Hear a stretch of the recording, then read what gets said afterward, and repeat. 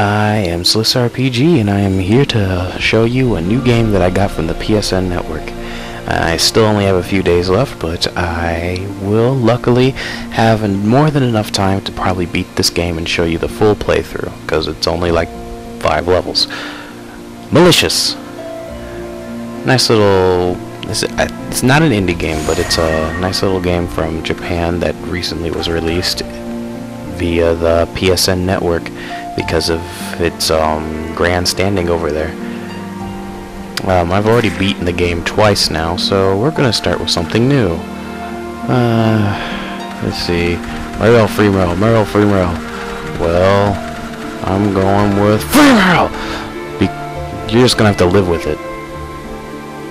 Yeah, because I played this game before. So, for the sake of the playthrough, I'm not gonna bother with anything too tough.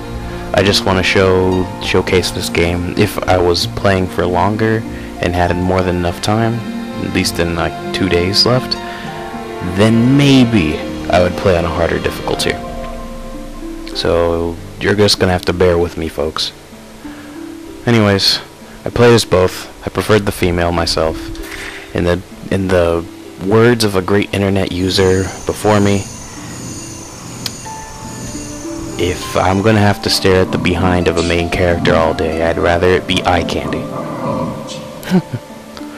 Anyways.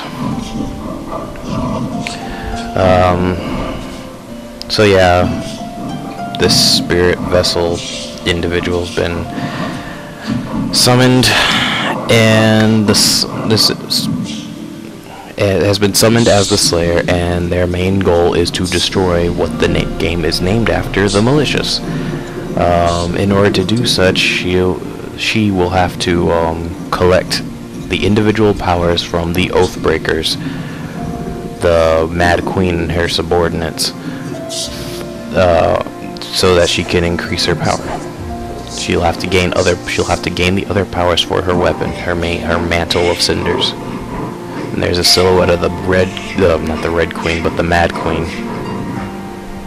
She has the sword ability, and her subordinates have the lance, wing, shield, and fist abilities. Now you actually already have a fist, and your default weapon is also a shot of energy, little zaps. Yeah. But when you get the fist power, it upgrades everything, and you can hit even harder next time, and your fists even grow double in size. Let's see, what else am I forgetting here? It's actually surprising for such a short game. It's actually got a deep story, like something you would read in a day, but probably contemplate on it for a good several days.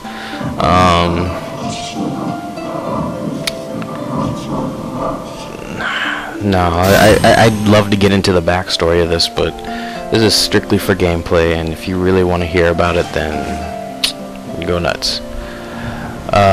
Look it up. They're actually kind enough to offer you the backstory right before you enter the game, so that's nice. Anyways, we're going to start here. This is technically the first level of the game, Forsaken Library. This is where we'll get the Lance ability. The Mad Queen subordinate has deformed into some kind of monstrosity wolf thingy with the horn on its face. Yeah. You'll see when we get there. In any case, this game's kind of set up like Shadow of the Colossus. It kind of just throws you into the action. There's no mini levels or anything like that. It's just you and the boss. And there he is, the keeper of the lance power. I believe his name was like Kaisern or something. He was a mercenary for the Mad Queen, and he supposedly lost a leg in battle, but he's got 4 legs now, so what the heck, man. Anyways, we're going to start this off with a little demonstration of abilities. First, we're going to lock on these little things and zap them. Oh, in case you're wondering, the little number in the corner is your aura meter. In order to increase power and repair your body for when you take damage, you will need to use the aura as a cost. For example, I am willing to take damage for you guys for a demonstration of the first ability. Hey, hit me. Hit me again. There we go. That shattering glass effect there, that pretty much shows that your body's been broken. And as you can see, she's missing an arm now. Now how do you fix this, you ask? Well, you use your aura meter by holding the circle button here. No, that's not it. The L1 and circle button, you can repair just like that. However, it does cost you your aura, and the more damage you take and the more you have to repair, the more you're using your aura meter. And you get a nice little strip effect too, because your clothes don't regenerate. Anyways, onwards to the fight. I've done enough explaining. Run away! Oh god, it just charged at me. That's not even cool, man. That's not even cool. You got a huge sword for a face, and you really want me to just take you head on. Nope. Nuh-uh. Now, fist powers. Oof-ah. I didn't realize it until after I got the upgrade, but the beginning fist power is so boring. No combos or anything like that. It's just repetitive punch, punch, punch. Punch, punch, punch. And maybe like a swing here and a swing there. Swing there, here, there, blah, blah. Recovery, recovery. In any case, I already wasted 6 minutes. I shouldn't have wasted so much time on explaining, but I don't, since it just jumps into the action with no explanation whatsoever, and this game isn't well known, I wanted to make sure that everyone realized what the hell's going on. Yeah. So in any case, I'm going to demonstrate the increasing power of the aura, things that it can do. For instance, you can power up just like this, and as you can see, my aura meter's quickly deteriorating, but now I can do even more damage, and my defense is increased in power. You can turn it off the same way you turned it on by pressing 2 buttons. I'm not going to explain the control mechanism. Play the damn game if you want to know. And you can go up to 3 levels. Obviously, the higher the level, the more aura you're using, and the more damage you can cause. I mean, look at that. I only hit him for a few seconds, and he's almost lost half of his health. I literally did not hit him that much. That's how much damage the aura increases. So it's worth your time to build up the meter. And how do you build up this meter, you ask? By gathering up chains. See these little guys that are just wandering around? Well, we get to blow them up. Chains is when you power up your attacks and then kill an enemy, which will then activate a shockwave, and your attack must be powered up when it goes off.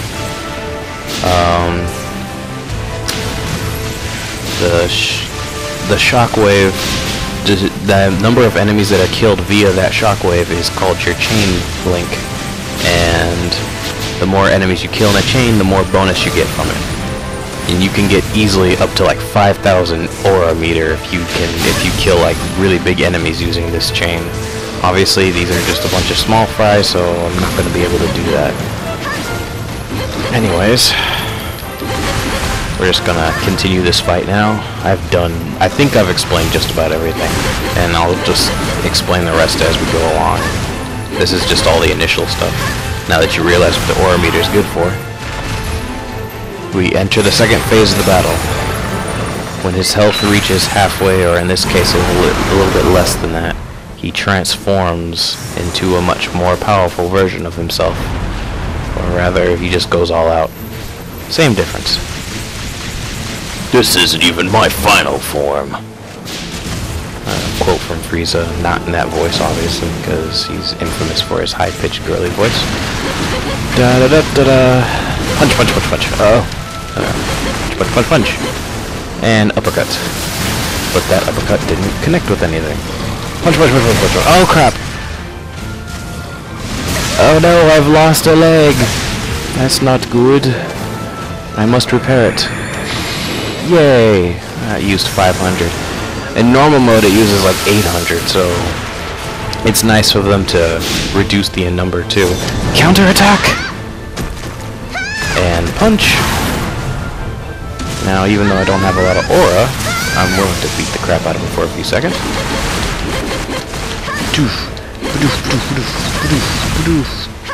Uh-oh. Oh, that's all I got. Now let's build up some aura before he tries to kill me. Launch!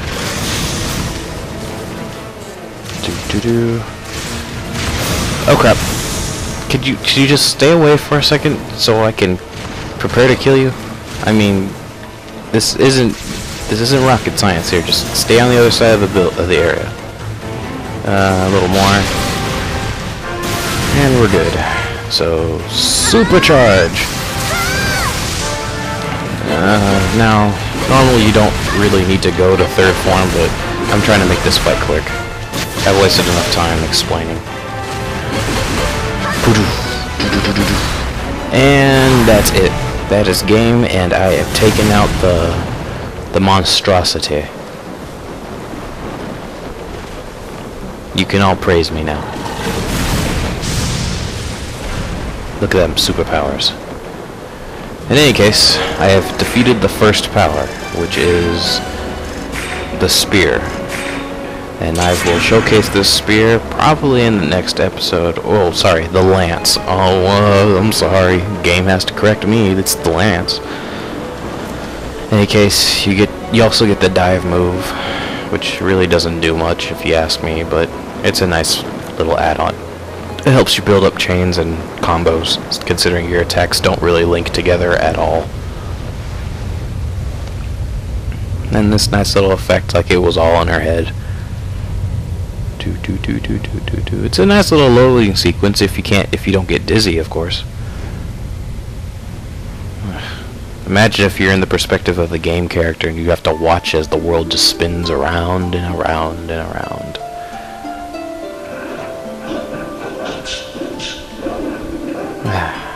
Well, that was a respectable showing. Hey, I beat that thing to death. You should praise me a little bit more than that.